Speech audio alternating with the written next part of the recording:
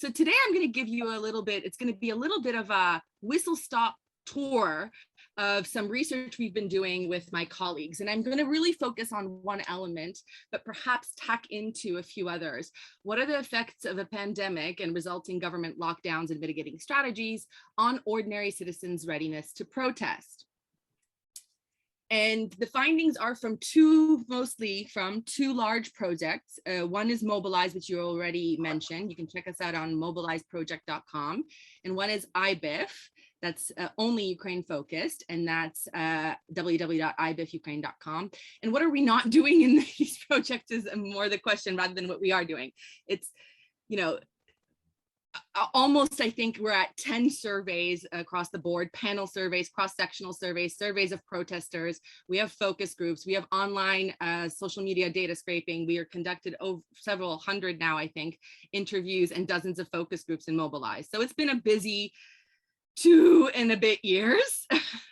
And the pandemic has not made it easier. And for IBIF, it's a 2-wave panel survey that we are actually comparing against a 3-wave panel survey from 2014 in Ukraine. So our research wasn't designed. I know we always talk about with, Francisco, we've talked about this quite extensively about research design and case selection. And our research wasn't designed to capture a pandemic, right? Rather, we were expecting to possibly capture crisis in at least one of our cases, being Argentina, Ukraine, Poland, and Morocco. Well, boy, were we ever surprised to capture in the middle of our study a pandemic. And actually, what is interesting is that this is helping us understand better the relationships between and the different stages of crisis, patience, political patience, and protest in diverse societies, be it in the EU or within European neighborhood or in Latin America and the MENA region. So I'd like you first to go back to that moment in time, that immediate lockdown effect, right? Because what we know about 18 months into the pandemic about political behavior and public opinion in times of pandemic crisis is different from what we were expecting, perhaps at the very initial stages of pandemic. So if we go back to March 2020, that context of exogenous threat and high uncertainty, and specifically imperfect information at the time, but also not necessarily as many channels of disinformation as we have today on the issues. Political science theory would really have us expecting a strong and negative effect of COVID-19 and lockdown on readiness to protest. There should be a threat and fear element, and those variables would be expected to have a very strong effect on willingness and readiness to engage in face-to-face on-street protests. So what really surprised us at the very beginning with our initial data is whilst there was a lockdown effect, it was much smaller than expected. In fact, very many people were still ready to protest, which was our first little signal back in March 2020. We were one of the first people to publish on this. We wrote several policy case studies. We reported it to governments. We wrote in the Washington Post and El País and elsewhere. Be aware, more people than expected are ready to protest. But what is cool is that our first wave of our Argentine panel survey happened right at the moment when lockdown was about to happen. So we have a portion of the population that was surveyed before any cases in Argentina, before any deaths, before the lockdown is imposed. And then we have a portion of that same survey that is people that are surveyed after the lockdown. So we're capturing this natural experiment in one survey, which to our knowledge is the only survey of its kind, specifically focusing on elements around migration and protest in detail. So that's really cool in terms of data. And so what did we find? Well, first, obviously, we had to look at several theoretical hypotheses that we are working with in our project and that we need to control for in our models. But we were really testing this fear of COVID and lockdown and repression hypothesis, which is 3 on the page here, against other hypotheses that we think might have been important, like economic and political grievances, or specifically something that is close, near and dear to my heart, is the Riker and Onuch idea of civic duty and being a Democrat and your duty and how that extends not only to a vote, but also to protest. And just so you know, any models and figures that I present to you here will be based on logistic regressions, which were all there were robustness checks of various other models, including OLS. For some of the experimental data, we obviously did t-test and employed BART, Bayesian additive regression trees, for those of you who don't know, and other modeling exercises. But here, what I'm presenting to you is just going to be these clips. And we present full effects in these regressions here, and all the regressions were conducted stepwise, employing a causal stages model, and you can look to Colton and others for how we came up with that approach. So, quick takeaway from the first Argentine data, this natural experiment. First of all, when you actually check using BART or t-test or a variety of other types of ways to check for that treatment effect, there is a massive treatment effect, right? So if you were surveyed after the quarantine, holding all other variables constant, you were highly less likely to be willing to engage in protest. So there is this COVID effect that we're seeing, even though it's perhaps not as strong or as large as we would have expected it in that immediate information poor context. Unsurprisingly, demographics, when you control for other things using specifically logistic regression models, demographics, protest experiences, embeddedness in networks, viewing protests as efficacious are all important. What is not important to driving protest readiness before or after this lockdown is threats and grievances, threats of repression from the government, economic and political grievances. Media consumption wasn't important, and neither was partisanship, right? So that really surprised us for that immediate moment of the pandemic. What we did find quite robustly in a variety of ways that we analyze this is being a Democrat, viewing the democratic system as the best system for one's country, having a strong sense of personal civic duty were not only help people overcome the treatment effect, but were quite important and consistently strong over the whole course of our survey.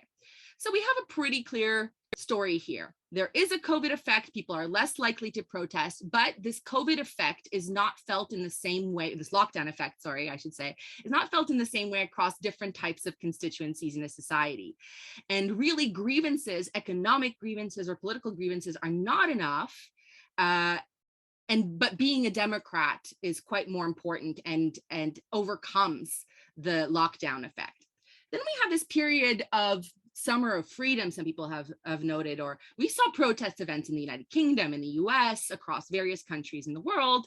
And we were interested to see, we were trying to capture, using protest surveys, some of these protests. And we did the best job in a mass protest in Belarus. And it's an online survey of Belarusian protesters. Altogether, we sampled people over the course of 6 months, but the majority of our sample is from the first 2. We have over 40,000 respondents in this survey. It is, all the caveats of online surveys and protest surveys aside, it's a pretty neat survey to capture protesters in the middle of a pandemic.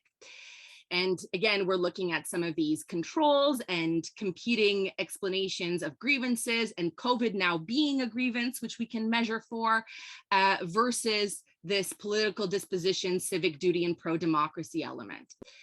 And again, not surprising findings, perhaps, and considering we already knew some people were going to protest regardless of what's happening with the pandemic. We did see perhaps the only interesting demographic factors that we saw increasing coalescence around ethno-national identities in Belarus specifically, employing this survey, but also in some of our other cases over time.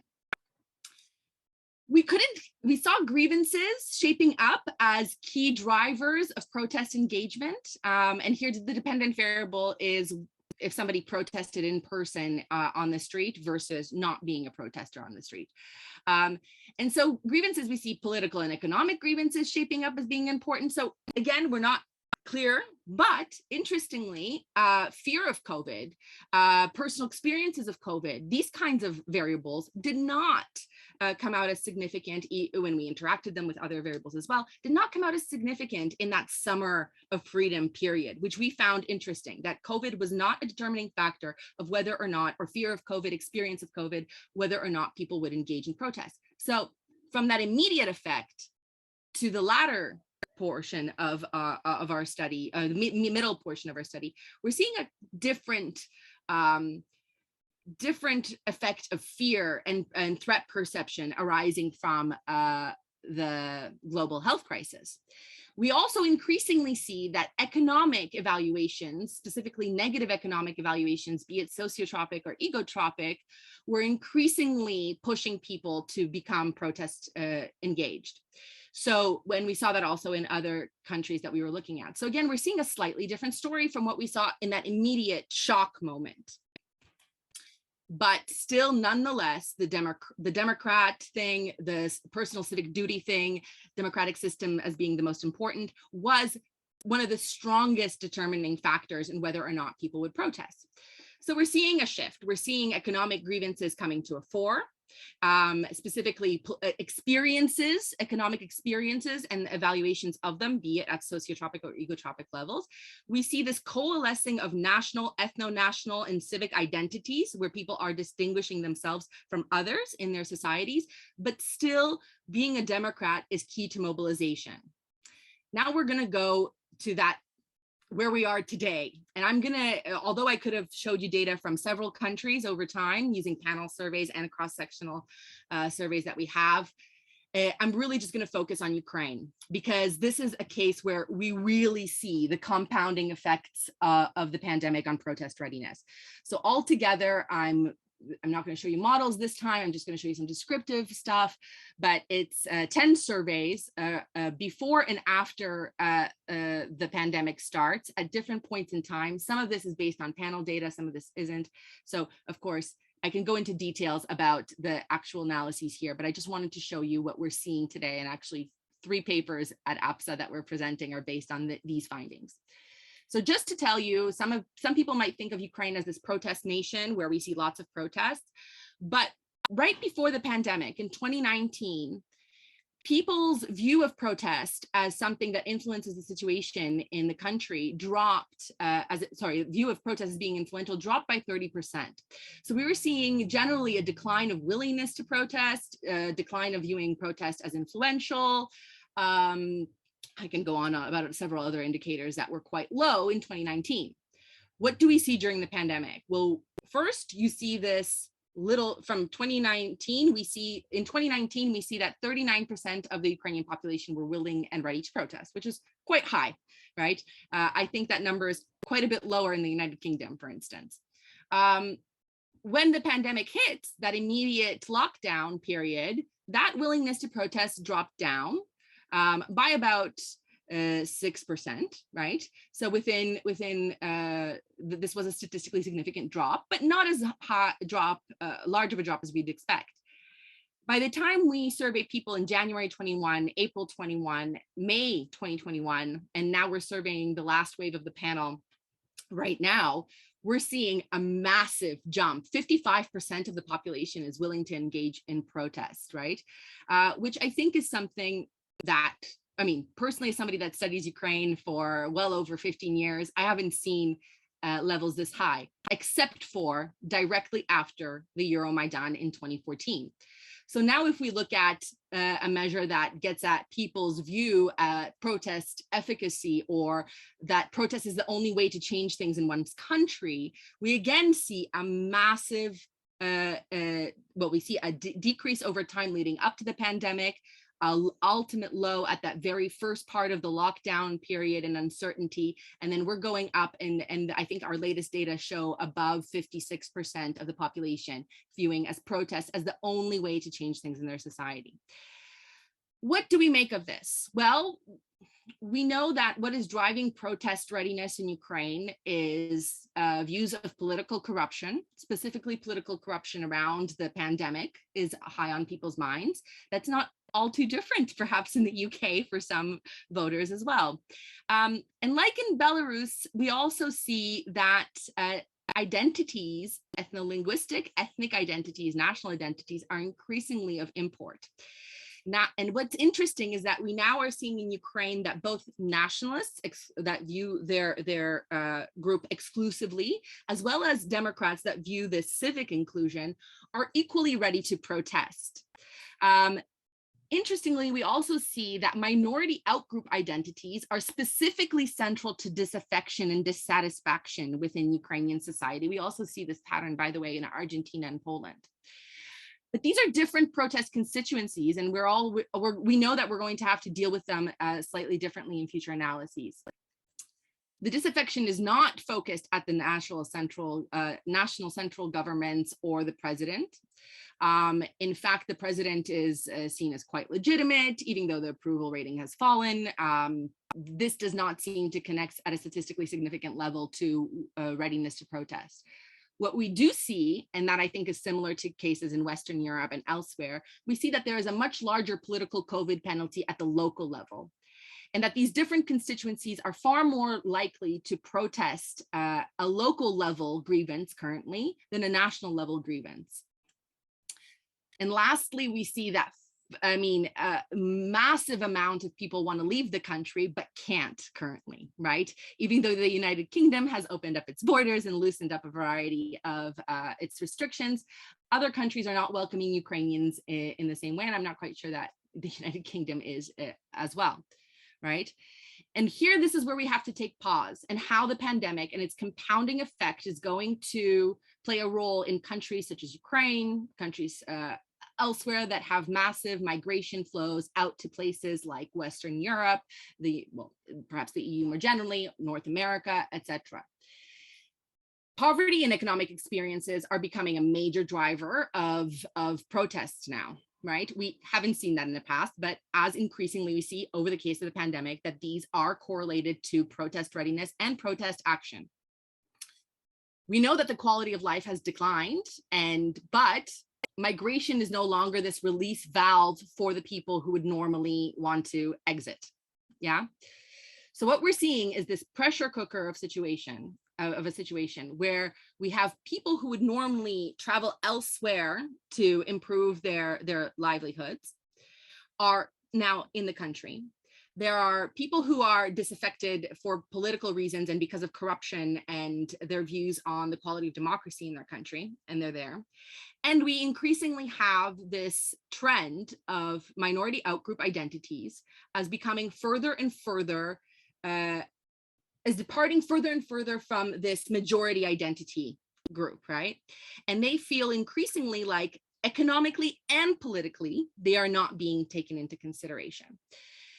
So I think this is where I end, and maybe it's a little sad story, not a little sad story, but a sad story for Ukraine particularly, but I'm sure it's replicated across other cases elsewhere. Even though 18% say they contracted COVID in our surveys, 52% say that they know someone who has fallen ill, and 30% of Ukrainian respondents, I get shivers every single time I say the statistic, say they know someone who has died from COVID. 70% of the population still agree that despite these health implications and personal experiences of tragedy, they are most worried about the economic implications of their country. So it's not because they're not afraid.